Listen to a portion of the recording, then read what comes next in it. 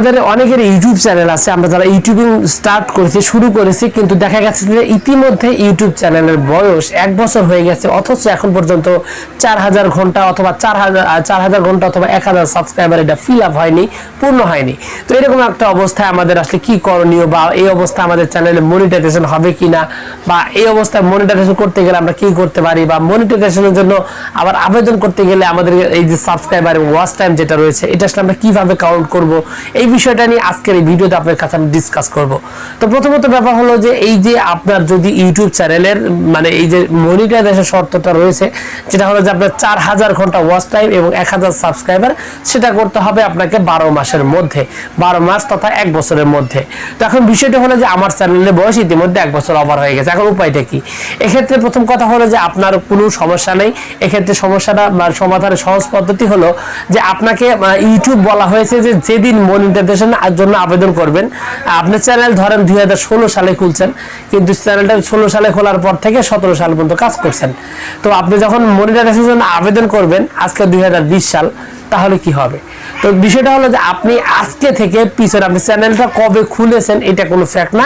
Fact হলো যে আজকে 2022 সাল চলছে, তো আজকের এই যে আজকের যে মাস এবং আজকের যে ডেট, আজকে আপনি আবেদন করতে যাচ্ছেন, আজ থেকে পিছনের যে 12 মাস রয়েছে, পিছনের যে 1 বছর রয়েছে, এই 1 বছরের মধ্যে আপনার 4000 ঘন্টা ওয়াচ টাইম হয়েছে কিনা অথবা 1000 সাবস্ক্রাইবার হয়েছে কিনা, এইটা হচ্ছে আপনার ফ্যাক্ট।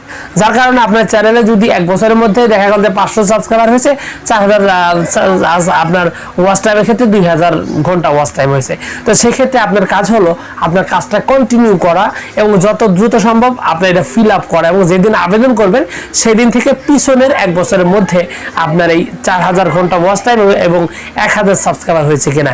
এর আগে আপনার যদি দেখা গেল যে আরো বেশি হয়ে যায় তাহলে কোনো সমস্যা নাই, এবং 1 বছর আগে যে সাবস্ক্রাইবারগুলো আসছে ওগুলো আসলে আপনার মনিটাইজেশনের জন্য যে আবেদন করবে তখন ওগুলোকে কোনোভাবে কাউন্ট করবে না, সুতরাং ওগুলা বাদ। কিন্তু ওগুলা বাদ বলতে ওরা যে আপনার চ্যানেলে ভিডিও দেখবে, ভিউজ দেখবে, সেক্ষেত্রে দেখা যাবে যে আপনার চ্যানেলে ওয়াচ টাইমগুলো আবার নতুন করে ভালো অনেক বেশি বেশি কাউন্ট হতে থাকবে।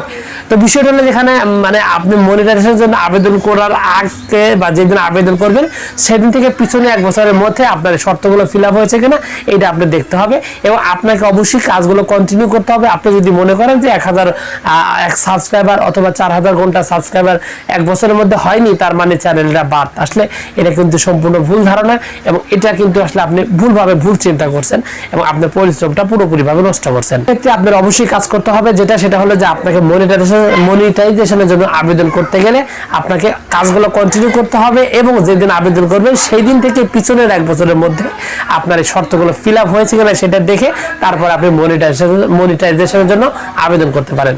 তো ভিউয়ার্স, এই ছিল আজকের ভিডিও। আশা করি পুরো তথ্যগুলো আপনার কাছে অনেক বেশি ভালো লেগেছে। আর যদি লেগে থাকে অবশ্যই ভিডিওতে একটি লাইক দেন, আর চ্যানেলে যদি প্রথমবার এসে থাকেন অবশ্যই চ্যানেলটি সাবস্ক্রাইব করবেন। তো ভিউয়ার্স, আপনাদের সকলকে অসংখ্য ধন্যবাদ। আসসালামু আলাইকুম।